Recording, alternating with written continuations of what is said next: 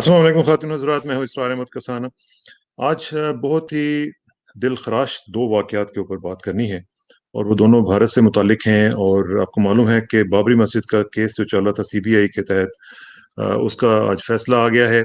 और उसमें उन्होंने ये कहा है कि जो 32 के 32 लोग उसमें जिनके ऊपर इल्ज़ामात थे, उनको बाइज़्ज़त तौर पे बरी कर दिया गया है। और आपको मालूम है कि 6 दिसंबर 1992 में ये जो वाक़या हुआ था और जिस तरीके से बाबरी मस्जिद का डेमोलिशन हुआ था, वो सारी दुनिया ने देखा था। और जिस तरीके से वो प्लान किया गया, वो लिब्राहन कमीशन जो था, उसमें उन्होंने बताया था कि मेटिकुलसली एक प्लान्ड इवेंट था ये, और उसको पहले से बाकायदा तौर पे किया गया था, उसकी रिहर्सल की गई थी, सब कुछ किया गया था।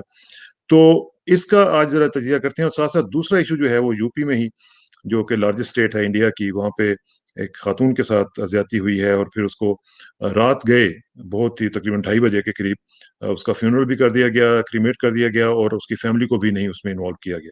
तो ये बहुत ही इम्पोर्टेंट 2 वाक़यात हुए हैं, उनके ऊपर बात करते हैं और चलते हैं भारत। बात जॉइन कर रहे हैं जनाब जॉन दयाल साहब, हमारे दोस्त हैं, सीनियर जर्नलिस्ट हैं भारत के, और बहुत ही बड़ा नाम दानिश के हिसाब से भी और वैसे भी इनकी जो रिसर्च है उस हवाले से भी। जॉन दयाल साहब, thank you very much for joining us. Good morning जी। मॉर्निंग। जॉन दयाल साहब, ये जो आज वाक़या हुआ है, जो कोर्ट का डिसीजन आया है, इस पे मैं देख रहा हूँ कि बहुत सारे लोगों ने उस पे मायूसी का इज़हार किया है। तो आप इसको किस तरह देख रहे हैं कि ये कितना खतरनाक है, एक रिलीजियस और सेक्टेरियन हार्मनी के हवाले से, इंटर रिलीजियस हार्मनी के हवाले से, और वैसे भी हिंदुस्तान की एकता के हवाले से? क्योंकि आपने 2 किस्सों का एक साथ ज़िक्र किया, जी, दोनों में मैं पहले उसकी कॉमनैलिटी बता देता हूँ। ठीक है जी। उन दोनों में क्या ख़ासूसियत है? ख़ासूसियत ये है कि हिंदुस्तान में आज rule of law, justice, the concept of the constitution, तीनों के ऊपर एक तरीके से एक निशान लगा हुआ है कि क्या हिंदुस्तान मॉडर्न एक स्टेट है जहाँ पे कानून है, जहाँ पे लोग कानून पे इत्मीनान कर सकते हैं और कह सकते हैं कि उनको कानून से राहत मिलेगी। और ये बड़ा मुश्किल हो जाता है। तो पहले तो मैं बाबरी मस्जिद ही, क्योंकि सबसे बहुत बड़ा किस्सा है जिसने पिछले तकरीबन 30 साल से, कह सकते हैं आप, काफ़ी खून खराबा मचा रखा है। पोलराइजेशन में उसका एक बहुत बड़ा एक हाथ रहा है और शायद आगे भी वो याद रहेगा। और याद रहेगा, पार्टीशन ऑफ द हार्ट्स कह सकते हैं जिसको, कि दिलों में दरार डालने वाला बहुत बड़ा। मुसलमानों के लिए तो कहर की बात थी, एक ईमान की जगह, एक इबादत की जगह टूटी गई, शहीद की गई। मगर गैर मुस्लिम हिंदुस्तानियों के लिए, ईसाइयों के लिए, सरदारों के लिए, दलितों के लिए, ट्राइबल्स के लिए, ज़हीनी हिंदुओं के लिए, सबों के लिए एक बहुत बड़ा सवाल था कि क्या कुछ लोग, मनचले कहिए, बेवकूफ़ कहिए, सरफिरे कहिए, पागल कहिए, जुनूनी कहिए, क्या वो मुट्ठी भर लोग पूरे देश को चैलेंज कर सकते हैं? और क्या राज, स्टेट, तख्त उनका साथ देगा? यही एक सवाल था। मस्जिद तो अब शहीद हो गई, उसको दोबारा बनाने का तो हम सभी जानते थे कोई सवाल नहीं है। तो पहला जो, अलावा इसके कि उन दिनों की सरकार जो कांग्रेसी सरकार थी, नरसिम्हा राव सदर थे, प्राइम मिनिस्टर थे, उन्होंने किस तरह कहा कि नॉन एक्शन भी एक्शन है। और जब से टूट रही थी, एक मीनार गई, दूसरी मीनार गई, तीसरी मीनार गई, तो वो सो रहे थे। उनके साथ साथ कानून सो रहा था, लगता था। फौजें तैयार थी, पुलिस तैयार थी, मगर हुक्म देने वाला कोई नहीं था। तो बात तो वहाँ से शुरू होती है। और जब बात आती है सुप्रीम कोर्ट में, तो सुप्रीम कोर्ट मानता है कि बाबरी मस्जिद के तीनों चीज़ें गुनाह पे हैं। जब स्टैचूज रखे गए, जब तोड़ा गया, जब उसके ऊपर नया मंदिर बनाया गया, तीनों गैर कानूनी है। ये सब मानते हुए भी उसने कहा मगर ज़मीन सिर्फ एक ही कौम को जाएगी। तो जब सुप्रीम कोर्ट की बेंच ने ये जजमेंट दे दिया, और बहुत बड़ी बेंच नहीं। तो जूनियर कोर्ट्स क्या कहेंगी, वो तो हाकिम का इशारा आंखों से समझती है। तो हम मान के चल रहे थे कि यहाँ पर कोई फंसेगा नहीं, मगर ये सुप्रीम कोर्ट से जूनियर कोर्ट है और इसको टेक्निकी हिसाब से जजमेंट दे रहा था, और वहाँ पे इसने पैतरा डंडी मार दिया, आप कह सकते हैं। इन्होंने ये कहा, ये तो इन्होंने माना कि मस्जिद टूटी है, यह भी माना कि जब जैसे सैकड़ों अखबार नवीस वहाँ पर थे, कैमरामैन थे, कि मस्जिद की डोम्स पर लोग चढ़े हुए थे, उनके हाथ में कुल्हाड़े थे, फौलादी हिंसा हथियार थे, छेनियाँ थी, तोड़ तो रहे थे, चेहरे दिख रहे थे। उन्होंने ये कहा कि ये है एक गुंडा दर्जा, और जो 32 नेतागण के खिलाफ केस लगा है उनका इनसे कोई लेना देना नहीं है। उन्होंने आपस में मिलके कोई सलाह मशवरा करके इसका क्राइम नहीं किया। ये सरासर झूठ है, क्योंकि बाबरी के खिलाफ एक पार्टी की और एक संघ की बहुत दिनों से साजिश थी, उसके खिलाफ बात हो रही थी। जब इसमें स्टैचूज रखे गए थे, उसी साजिश के अंतर्गत रखे गए थे। जब एक पूरा मूवमेंट चला रथ यात्रा का, लाल कृष्ण आडवाणी का, वो उस मूवमेंट के अंतर्गत था। जब दहस हो गया, उसके बाद ईंटें दुनिया भर से आई, एक मूवमेंट था। तो कोई ना कोई तो उसको सलामती दे रहा था, सरपरस्ती दे रहा था, प्लान कर रहा था, जिसको अंग्रेजी में कहते हैं, उसकी प्लानिंग की कंस्पिरेसी कर रहा था। प्लानिंग तो आर्किटेक्ट भी हाँ, कर सकता है, ठीक, मगर कंस्पिरेसी की इसको हाँ, ढाएंगे, हाँ। इस पे मंदिर बनाएंगे, ये तो एक साजिश हो जाती है। और ये जो मूर्तियों की आप बात कर रहे हैं जॉन साहब, ये मूर्तियां जो हैं ये कांग्रेस ये गवर्नमेंट के अंडर ज्यादातर हुई चीजें थी। तो कांग्रेस गवर्नमेंट के अंदर हुई थी। हाँ, मूर्तियां तो हाँ, वहां के कलेक्टर ने रखवाई थी, जो बाद में हाँ, एमपी बन गए थे। दरवाजा राजीव सही गांधी बात के जमाने में खुला। तो वोट बैंक पॉलिटिक्स तो चलती है। लोग वोट बैंक पॉलिटिक्स से समझते हैं कि सिर्फ मुसलमानों का या दलितों का वोट के लिए कांग्रेस करती है, मगर वोट बैंक पॉलिटिक्स है कि किसी भी एक तबके को अपने तरफ खींचने की। और ये बहुत बड़े वोट बैंक की है। राजनीति हाँ, थी, हाँ, और हाँ, धर्म और वोट बैंक दोनों इकट्ठा आए, और इसमें साजिश साफ है। जो 32 थे, इनसे ज्यादा भी लोग इन्वॉल्व थे, जो शायद उस दिन अयोध्या ना जा पाए हों। सही बात है। और इसमें मैं देख रहा था कि जो लोग जिसमें शामिल थे, एल के अडवाणी साहब देख लें, कल्याण सिंह साहब देख लें, उमा भारती देखें, कैसे कैसे लोग इसमें शामिल, और जो ओपन उनकी स्टेटमेंट्स मौजूद हैं जॉन साहब, जो कि मीडिया ने रिकॉर्ड की हुई हैं, मुख्तलिफ जगहों पे रिकॉर्ड की हुई हैं। मीडिया वहां पे, जैसे आपने कहा कि पत्रकार वहां पे मौजूद थे, सब कुछ वहां पे देख रहे थे। जो रुचना एक जर्नलिस्ट थी, उनको वहां पे मैन हैंडल किया गया और उनको वहां पे उनके कपड़े फाड़ दिए गए। तो ये तो वहां पे हो रहा था, एडवाणी साहब देख रहे थे, उस छत के ऊपर बैठे हुए थे जहां पे वो सब कुछ देख रहे थे, और वहां पे ये पत्रकार भी मौजूद थे। तो ये सब कुछ होने के बावजूद क्या कोर्ट को नजर नहीं आ रहा था कि ये क्या हुआ है? उन्होंने ऐसे कर दिया कि जैसे बाबरी का वाकया हुआ ही नहीं है। नहीं, ये लोग वहाँ क्या देखने गए थे? कोई कठपुतली का तमाशा देखने गए थे क्या? हाँ, वहाँ पे क्यों गए थे देखने? बाबरी मस्जिद की शहादत देखने गए थे, अपने लोगों को उत्साह बढ़ाने गए थे, अपने लोगों को उनका जज्बा बढ़ाने गए थे। नहीं तो इतने बड़े बड़े नेता वहाँ पे क्या करने गए थे? क्या कर रहे थे? इनकी मौजूदगी ही इनका गुनाह साबित करती थी, एक तरीके से देखा जाए तो। और इसमें जो एल के अडवाणी साहब का, तो मुझे एक स्टेटमेंट अभी तक याद है कि फिर उन्होंने ये भी कहा कि आज तो खुशी का दिन है, जाएं मिठाइयां खाएं और सेलिब्रेट करें। अब यहाँ पे देखें, इतना बड़ा नेता हो वहां पे और वो इस तरह की जब बातें करेगा, तो फिर जाहिर है कि प्लानिंग का वो हिस्सा थे। एक दिन पहले रिहर्सल हो रही थी, सब कुछ हो रही थी कि कैसे गिराना है, और डायनामाइट किया गया क्योंकि उसका स्ट्रक्चर तो मजबूत था। उसके इर्द गिर्द पहले गड्ढे खादे खोदे गए और फिर उसमें पानी डाला गया और पता नहीं क्या क्या किया गया, फिर उसकी एक एक ईंट जो है वो लोग ले गए। तो ये तो एक बाकायदा पूरी साजिश थी, और लेकिन कोर्ट को नजर नहीं आई ये चीज। नहीं, उसके पहले कई कमीशन को तो, लिबरल कमीशन का आपने जिक्र किया, हाँ, कितनी मोटी कमीशन है, कितने साल चली, कितने 48 लोगों को। एक्सटेंशन, जॉन भाई 48 एक्सटेंशन दी गई उसको। जी हाँ, और उसकी रिपोर्ट तो है। हाँ, रिपोर्ट को तो आप शहीद नहीं कर सकते ना।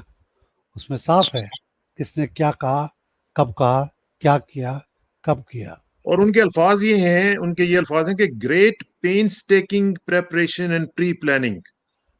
ये इस कमीशन के अल्फाज हैं, आप अंदाजा लगा लें कि लिबरेशन मगर कमीशन ये कह रहा है कि बहुत ही माइन्यूट किस्म की प्लानिंग के बाद ये सब कुछ किया गया था। मगर हिंदुस्तान के कानून के अंतर्गत जुडिशियल कमीशंस का कोई एक तरीके से मायने नहीं है। कई एक कमीशंस आए गए हैं जिन्होंने आरएसएस का कई एक दूसरे एक्ट्स ऑफ वायलेंस में हाथ शामिल किया है।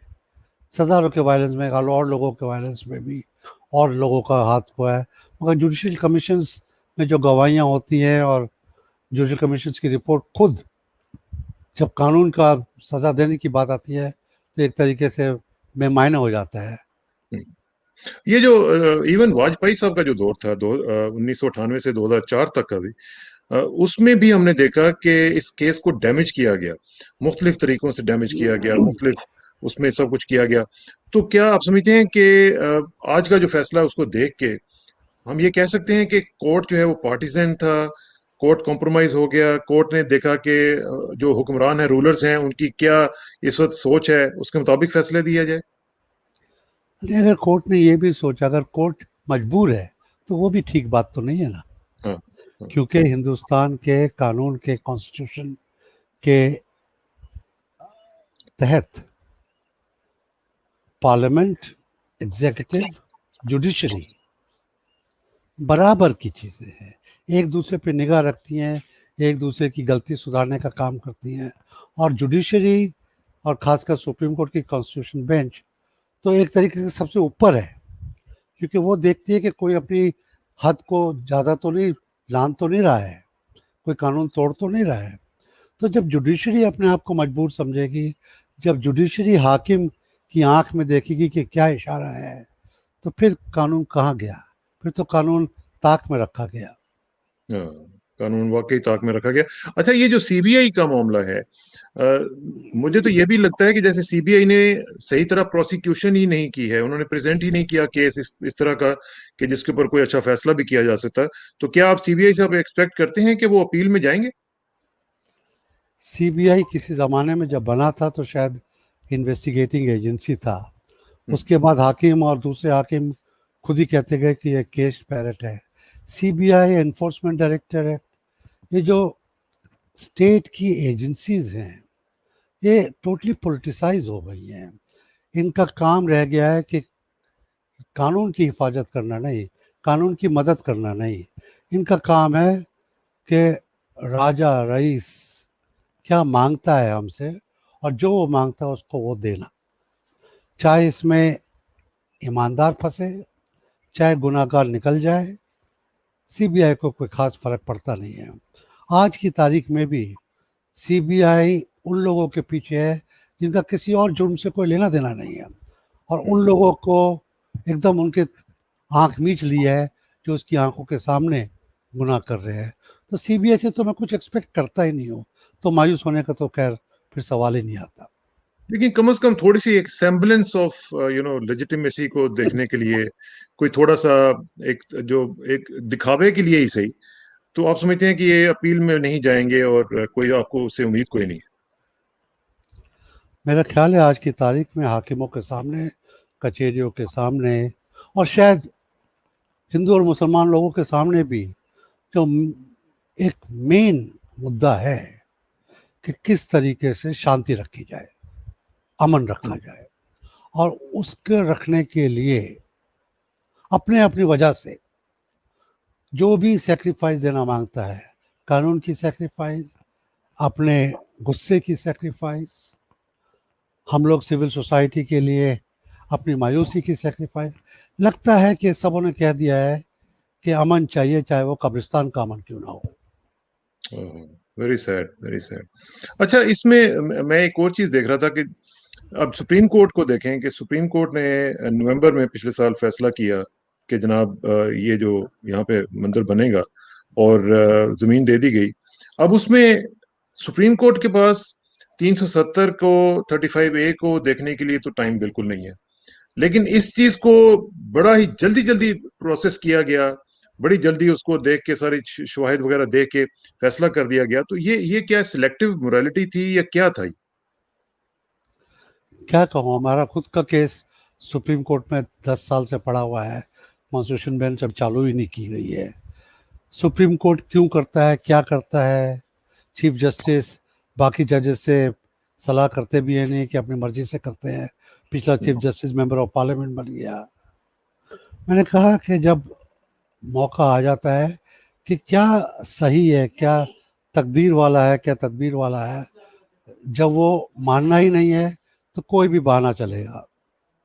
और उसमें डिस्पाइट ऑफ द फैक्ट के जो कॉन्स्टिट्यूशन है, जो इंडियन लॉ है, उसके मुताबिक मस्जिद वगैरह को ढाना जो है, उसको डेमोलेशन उसकी जो है वो एक नेशनल क्राइम है। तो उस नेशनल क्राइम को सारे टेलीवाइज किया गया, देखा भी गया, लेकिन फिर भी उसके ऊपर कोई एक्शन नहीं लिया जाता। तो इसको आप क्या समझते हैं कि डेमोक्रेसी के लिए जो डेमोक्रेटिक नॉर्म्स हैं, वो कितना बड़ा ये खतरा है इस चीज में?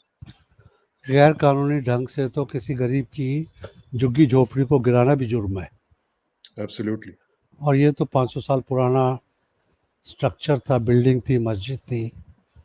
इसको गिराना तो सिर्फ एक कानून के अंतर्गत नहीं, कई कानूनों के अंतर्गत जुर्म है। दो कौमों के बीच में फसाद पैदा करने के हिसाब से जुर्म है, टारगेटेड हेट के हिसाब से जुर्म है, और बिल्डिंग गिराना तो जुर्म है। उसके अलावा कॉन्स्पिरेसी की बात आई, उसके अलावा पॉलिटिकल कॉन्स्पिरेसी की बात आई, और फिर हर इंडिविजुअल के ऊपर जुर्म साबित होता है। तो कई इसके ऊपर लेयर, दर्जा ब दर्जा जुर्म है। मगर जब आपने कहा कि हम आँख मीचेंगे, तो फिर एक जुर्म हो या 1,000 जुर्म हो, सभी के लिए आप अंधे हैं, कुछ भी आपको दिखाई नहीं दे रहा है। हम्म। तो आपको फिर एक इसका आदमी नहीं मतलब। दिखाई दे रहा है, आपको भीड़ नहीं दिखाई दे रही है। हम्म।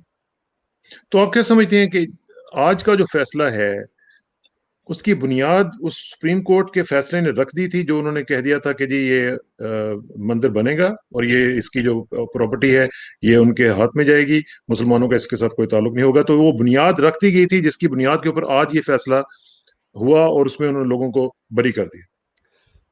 सुप्रीम कोर्ट के जजमेंट का जो अंडरलाइन, उसकी जो नीचे सतह के नीचे उसकी जो नींव है, हम्म। नींव ये है कि एक मेजॉरिटी कम्युनिटी का ईमान सबसे ऊपर है। हम्म।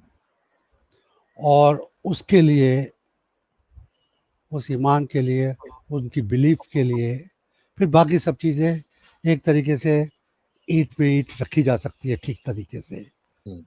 तो जो सिविल सूट था और ये क्रिमिनल सूट है, इनको अलग करके देखना तो एक कानून की एक तरीके से नासमझी मानी जाएगी कि हम लोग हाँ। कानून को हिंदुस्तान के समझ नहीं रहे हैं। और उससे ज़्यादा कानून का जो सोशो पॉलिटिकल रूट्स हैं, उसके जो रेमिफिकेशंस हैं, वो हिंदुस्तान में ही नहीं, हर जगह भी बहुत बड़े होते हैं। और कई बारी कोर्ट्स, अमेरिका में भी देख लीजिएगा, जजमेंट देते हैं एक खास कम्युनिटी को अपीस करने के लिए, चाहे वो वाइट्स हों या अपर कास्ट हों या एक खास धर्म के हों या एक खास रंग के हों।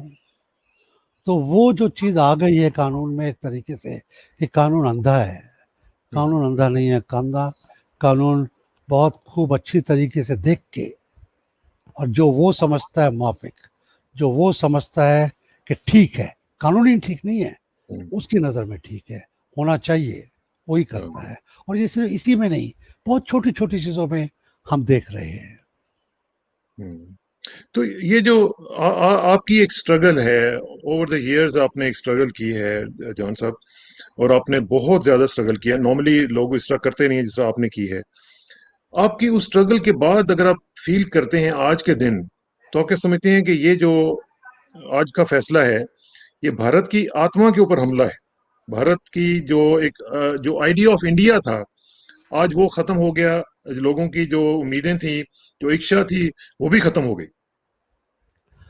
ये एक तरीके से पोस्टमार्टम की बातें हैं। हम्म।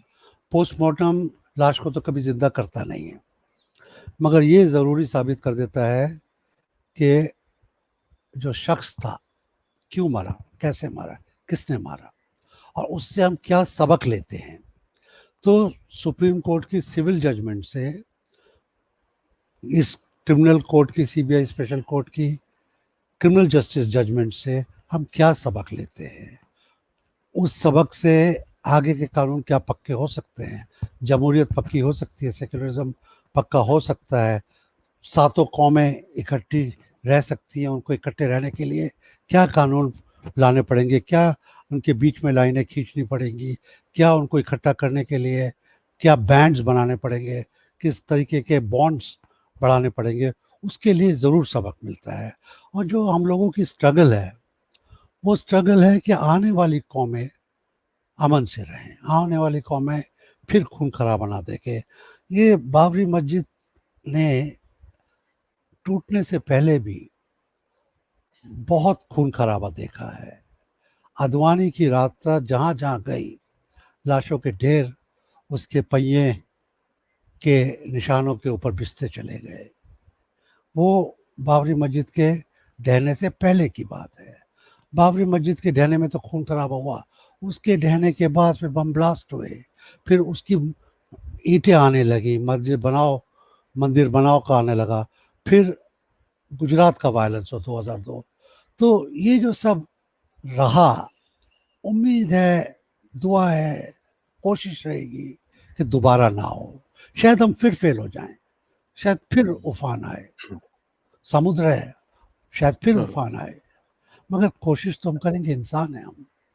हाँ, वो ठीक है, लेकिन लेकिन एक चीज जरा बताए ना कि ये जो जिस तरीके से ये मेजोरिटेरियनिज्म इतना ज्यादा हो गया है, और मुझे याद आ रहा है कि 1949 में इंदिरा जी ने लखनऊ से अपने वालिद साहब को खत लिखा था, और उन्होंने कहा था कि मेरा यहाँ पे दम घुट रहा है, क्योंकि उन्होंने कहा कि हमारी पार्टी के अंदर भी और हर जगह पे आरएसएस के जो लोग हैं वो छा गए हैं। तो ये अगर 1949 में ये हालत थी तो आज तो उससे भी कहीं ज्यादा होगी। तो क्या आप भी फील करते हैं कि आपका दम घुट रहा है, या आप जैसे लोगों का दम घुट रहा है वहां पे? पिछले 30 साल से ज़्यादा में कांग्रेस के कई सदरों ने मेरे से इंटरव्यूज़ में और प्राइवेटली भी कई बार कहा है कि पार्टी के अंदर जो एलिमेंट्स हैं, जिनको आप कम्युनल एलिमेंट, कास्टिस एलिमेंट कह सकते हैं, बहुत हावी हैं। तो एक तरीके से जब मेजॉरिटेरियनिज्म की बात आती है, तो उसमें हम सिर्फ भाजपा को, भारतीय जनता पार्टी को ही गुनहगार मान के चले, ये भी एक तरीके से ठीक नहीं है। उसके अंदर हर पार्टी का एक तबका है जो जिसके दिल आरएसएस के साथ धड़कता है, जिसका दिल भाजपा के साथ धड़कता है, चाहे उनकी राजनीति, उनकी पार्टी, उनका जो बाकी जो पॉलिसीज हैं वो शायद ना हो, मगर जो मेन चीज़ है वो तो धड़कती है ना। तो वो चाह के भी, हमने कई इलेक्शन में देखा, चाह के भी वो उसको, जिस जिंदगी और मौत की लड़ाई भाजपा से, संघ से नहीं लड़ पाते। ये जो सूरत हाल आप देख रहे हैं, मैं इसको बड़ा, आज आज मैं सारा दिन इसी को देखता रहा, सोचता रहा कि क्या हो रहा है, किस तरीके से हो रहा है, और मुसलमानों के लिए वहां पे क्या चैलेंजेस हैं और क्या मिनोरिटीज के लिए क्या चैलेंज हैं। तो बेसिक जो मैसेज मुझे फील हुआ वो ये है कि मुसलमानों को और मिनोरिटीज को ये कह दिया गया है कि आप सेकंड भी नहीं बल्कि थर्ड क्लास सिटीजन के तौर पर रहना चाहें तो ठीक है, तो रह सकते हैं आप। लेकिन क्या आप समझते हैं कि मुसलमान या मिनोरिटीज जो हैं वो सर नीचा करके वहां पे जिंदा रहने के लिए तैयार हो जाएंगे? नहीं, और मेरा ख्याल है कि हिंदू हिंदू का एक बहुत बड़ा तबका भी ये नहीं मानता, क्योंकि हिंदुइज्म में कास्ट है, हम्म, जबरन ट्राइबल्स को इंक्लूड किया गया है, सिख्स है, सब इबरत तो ले रहे हैं ना, सब देख तो रहे हैं। हम्म, तो शॉर्ट रन में तो सब सब्र का घूंट, या आप कह सकते हैं खून का घूंट पी के चुप हैं। हम्म, मगर और दूसरी बात है कि डिक्टेटरशिप, मेजोरिटेरियनिज्म, हमने हिस्ट्री में देखा है, बड़े शॉर्ट लिव्ड होते हैं, क्योंकि इनके इंटरनल कॉन्ट्रडिक्शंस के अलावा हिस्ट्री का भी एक फोर्स है, इंटरनेशनल भी मूवमेंट्स हैं, ट्रेड, इकोनॉमी, कॉमर्स, ये भी पैंडमिक भी एक इशू है। तो इनकी उम्र 5 साल, 10 साल, 15 साल, 20 साल भी हो सकती है, मगर ख़त्म होती है। तो ये तो मैं मान के चलूँगा कि अगले 20 साल के बाद किश्ती फिर संभलेगी, ये तो मैं मान के चलूंगा। लेकिन फिर नुकसान देखें ना जॉन साहब, नुकसान देखें कि कितना हो चुका होगा। ये बिल्कुल वही पैटर्न है जो जर्मनी में किया गया था, कंसंट्रेशन कैंप्स बनाए गए थे, इसी तरह उन्होंने उनको यहूदियों को तबाही और बर्बादी का निशाना बना दिया गया था। इसी तरह आसाम में कंसंट्रेशन कैंप्स मुसलमानों के लिए बनाए जा रहे हैं, वहां पे भी ये सारा सिलसिला हो रहा है। तो ये जो एक नाजीज मॉडल है, जो एक जो जर्मनी का मॉडल है, वो भी ये तो बहुत बड़ा नुकसान हो चुका होगा अगले 20 साल के बाद। जर्मनी से अच्छे सबक भी लिए जा सकते हैं, और मैं इससे आगे कहना नहीं मांगता, मगर मेरा ख्याल है बाबरी का जो फेस था, उसकी जो कीमत देश को चुकानी पड़ी खून खराबे के हिसाब से, लाशों के हिसाब से, वो हो चुका। आज की लड़ाई और दरार हिंदू और मुसलमान के बीच में नहीं आई है। कल के जजमेंट से, और आपके यहाँ आज है, हमारे यहाँ ये रात बीती हो चुकी है इसके ऊपर, कल के जजमेंट से जो दरारें हैं खास पटेंगी तो नहीं, मगर फैलेंगी भी नहीं। आज की जो दरार, जो नई दरार है, वो अमन पसंद लोगों के बीच में और सरकार के और कानून के उस तबके के बीच में है जो मेजॉरिटेरिज्म मांगता है। आज की दरार कॉन्स्टिट्यूशन में आई है, जिसको पाटा जाना पड़ेगा, पाटा जाना चाहिए। कई सुप्रीम कोर्ट के जजेस ने वेबिनार्स में मेरे को बोला है, लोगों को बोला है कि सुप्रीम कोर्ट खुद अपने आप को करेक्ट करेगी, खुद करेगी।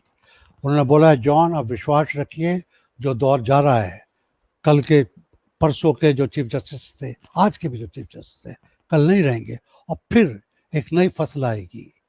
और जो आज भी हैं, जब वो नई फसल को भी देखेंगे, हौसला आएगा और करेक्टिव हो जाएंगे, पोस्ट फैक्टो करेक्टिव हो जाएंगे। जैसे कि इमरजेंसी में जो गुनाह किए गए थे एकदम उसके बाद ठीक हो गए थे, तो मैं उसको कुछ मान के चलता हूँ। तो मेरा, जैसे मैं कह रहा था, आज की दरार जो 92 की दरार थी, 2002 की दरार थी, वो थी, मगर आज की दरार फर्क दरार है। और ये दरार को पाटना मेरा ख्याल है बाद में आसान रहेगा, क्योंकि ये तकनीक की दरार है, ये इंसानी दिलों के बीच की दरार नहीं है। अच्छी बात है, अच्छी बात है कि आप कम से कम ऑप्टिमिस्टिक हैं और हमें भी ऑप्टिमिज्म आप दिखा रहे हैं, और अल्लाह करे कि इस तरह की चीजें हो सकें। एक तो ये है कि जो मैसेज इसमें नहीं, से मुझे एक मिलता बात है है, वो। एक बात है, हाँ, क्यों क्यों हाँ। क्यों बता रहा हूँ, क्योंकि जजमेंट के बाद मुस्लिम जो रिएक्शन आए बड़े बिटर हैं, हम्म, सबने खिल्ली उड़ाई है, मगर हम्म, बहुत ही अमन पसीदा, हम्म, कोई भी उनमें उकसाने वाला एक, आप कह सकते हैं, अलिफ तक नहीं है। हम्म। ये बहुत बड़ी बात है। अच्छी बात, अच्छी बात। और दूसरी तरफ भी एक तरीके से, हालांकि बरी होने की खुशी तो है, मगर जले में नमक छिड़कने का भी कोई खास बहुत बड़ी कोशिश नहीं की गई है। कोशिश नहीं की गई, चलें ये तो एक पॉजिटिव बात है। लेकिन एक चीज जो मैसेज दिया गया वो यही है कि क्राइम पेज, क्योंकि क्राइम अगर, पेस वेरी हाँ, वेल, हाँ, तो ये जिसकी अगर लाठी मैसेज उसकी आएगा, भैंस। हाँ, तो ये मैसेज अच्छा नहीं है। अब दूसरी तरफ आखिर में मैं जरा चाहता हूँ कि वो भी जरा डिस्कस करें। आज यूपी जो है वो सबसे ज्यादा खबरों में है, तो वो भी खबर जो है वो यूपी से है कि वहां पे जो वाकया हुआ है, हाथरस का जो सिलसिला हुआ है, वहां पे एक खातून के साथ बहुत ज्यादती हुई है, और ना सिर्फ ज्यादती हुई है बल्कि उसको फिर उसकी क्रीमेट कर दिया गया है। और रात के वक्त, हालांकि जो ट्रेडिशंस हैं वो ये हैं कि कहती हैं कि रात के वक्त क्रीमेशन नहीं होनी चाहिए, लेकिन रात के वक्त कोई वो 2:30-3 बजे उसको क्रीमेट भी कर दिया गया और फैमिली को भी नहीं बताया गया। तो इसको किस तरह देख रहे हैं? ये तो बहुत ज्यादती है। और वो लोग के जो जो जो परपेट्रेटर्स हैं, वो सीएम साहब की कास्ट से ताल्लुक रखते हैं, राजपूत हैं वो। जो बाबरी के केस में या कम्युनल केसेस में, आप कह सकते हो, माइनॉरिटीज का दर्जा है, हाँ जी, वो कास्ट के केस में दलितों का दर्जा है। बिल्कुल, बिल्कुल। और यहाँ पर कई लोग कह रहे हैं कि रेप तो रेप ही है, आप क्यों उसकी जात बता रहे हैं।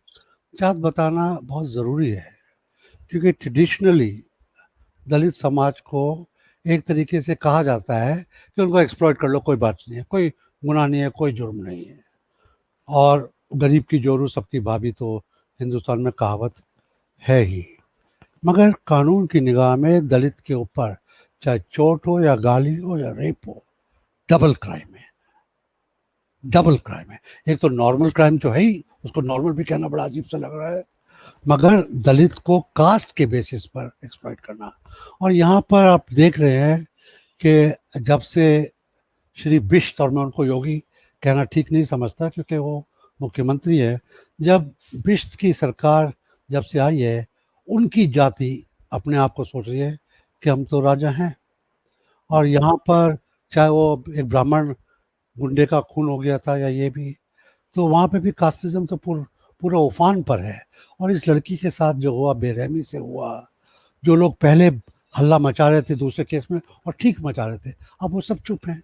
वो औरत जो अपनी बेटी के लिए इंसाफ मांग रही थी, और जिसके कहने पे आप कह सकते हो 4 लोगों को फांसी दी गई, वो चुप है।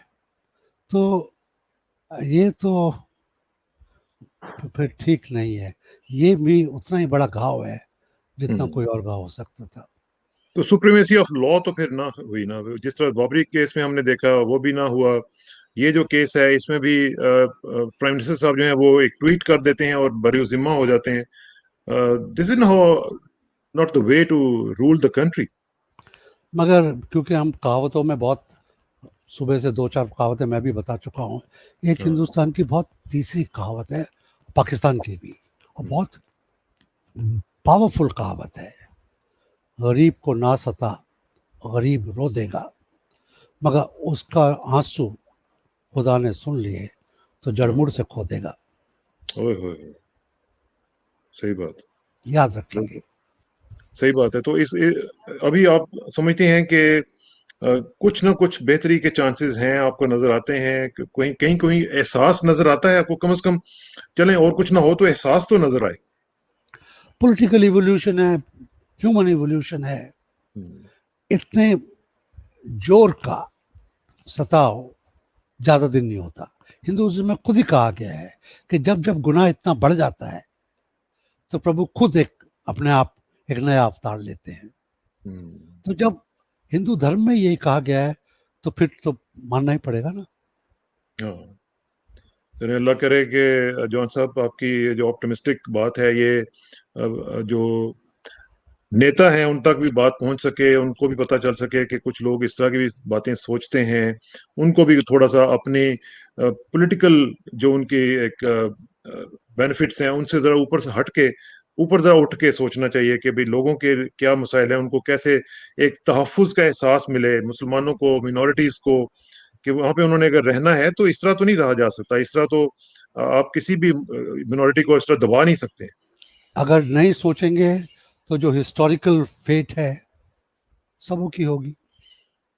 और वो क्या है? हमने देखा था, हिस्ट्री गवाह है कि इस दर्जे का गुनाह चलता नहीं है, इस दर्जे के गुनाहगार चलते नहीं। तो फिर आखिर में सिर्फ ये बता दें कि क्या फिर सेकुलरिज्म जो है हिंदुस्तान का वो दफन हो गया? हिंदुस्तान का सेकुलरिज्म एक नए तरीके से आया है, दफन नहीं हुआ है। मगर जो उसकी कोर वैल्यूज़ है, सेकुलरिज्म तो एक फ्रेज है, कोर वैल्यूज़ है कि मुसलमान, ईसाई, सिख, हिंदू, बुद्धिस्ट, जैन, शैवैज, वैष्णवाइट इकट्ठे रहना है, नहीं तो तबाह हो जाएंगे। तो अगर हम इकट्ठे ना रहे तो ये खुदकशी होगी हमारे लिए। और कोई भी जागरूक इंसान, जागरूक कौम मरना मारना तो मांगती है, खुदकशी करना नहीं मांगती है। ठीक बात, ठीक बात है। जॉन साहब बहुत शुक्रिया आपका। आपने मुझे पता है बहुत मसरूफ थे, आपने टाइम दिया, और इंशाल्लाह आपसे रब्ता रहेगा। Thank you very much for your time. और आखिर में नाजरीन हम दुआ ही कर सकते हैं, क्योंकि ये पिछले कई सालों से ये सिलसिला चल रहा है। हम दुआ कर सकते हैं कि भारत में जो लोग हैं उनके लिए आसानियां पैदा हों, उनके लिए अमन का ख्वाब जो है, जो जॉन दयाल साहब जैसे लोग जो हैं वो देख रहे हैं, वो पूरा हो सके। बहुत बहुत शुक्रिया। जल्दी मुलाकात होगी इंशाल्लाह। अल्लाह हाफिज। Thank you sir.